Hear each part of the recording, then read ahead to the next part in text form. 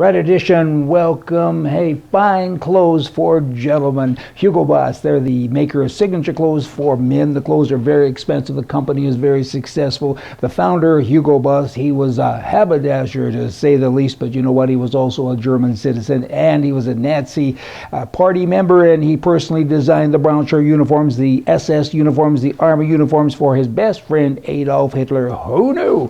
And keeping with haberdashers, here's one, a lady in Alaska. She happened to be at a Walmart store, and a person from Wisconsin saw her and was intrigued, took her picture, interviewed her, even though he wasn't a reporter, and said, "Hey, you're armed." And she said, "Everybody in the store probably is.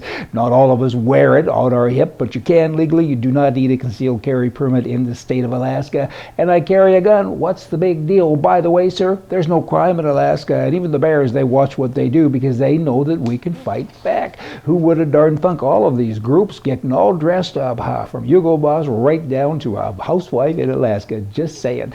Now, here's a women's group in Toronto. They're called Real Women of Canada, and they're saying, "Hey, Mr. Baird, what's your position here? What do you think your position is? You're giving out money. You just gave $200,000 of taxpayer money as a grant to special interest groups in Kenya to further your perspective on homosexuality, and how dare you?" And he's been going on about that, how homosexuals are exactly the same as straight people. I mean, this is a guy that's in government.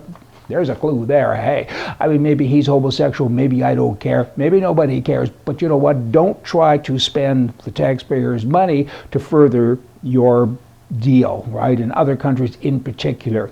I mean, come on already, get over yourself. Why do governments do that? They're always spending money. Here's a guy that calls himself a conservative. He wouldn't pass the test of conservatism. I mean, he's definitely a liberal with the way he operates and different things, as so many of them are in the Harper government.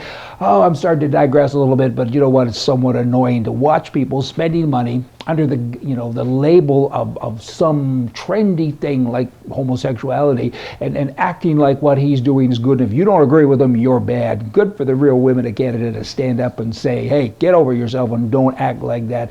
Let me say this, in the culture I have known, it's more comfortable seeing two men holding guns than holding hands. I'm just saying. In Carlisle, Saskatchewan, a chief there of a First Nations band, an Indian, recently was sentenced to jail, and in addition to his sentence, that's bad for him, but the good part is he gets paid $50,000. Just call it a severance package, right? He raped a girl. Sexual assault, and the assaulter gets a severance package. Why not? Why?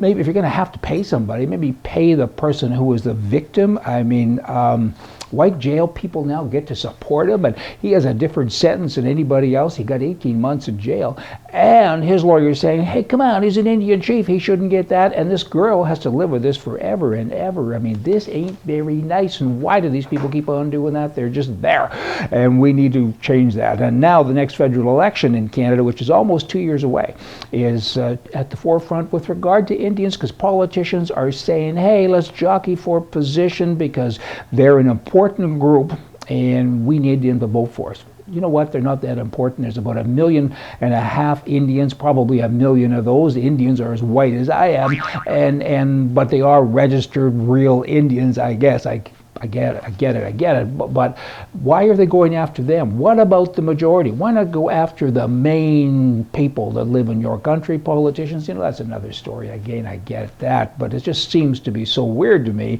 that you're always going after the little groups that don't even vote for you anyway. Because Indians typically, if you look at their background, they always vote liberal because they get more from the liberals than they do from the conservatives. Although, as I've said, the conservative government and ministers and most politicians in Canada, they're fraudsters anyway, because they say they're conservative, and I got to tell you, they're not.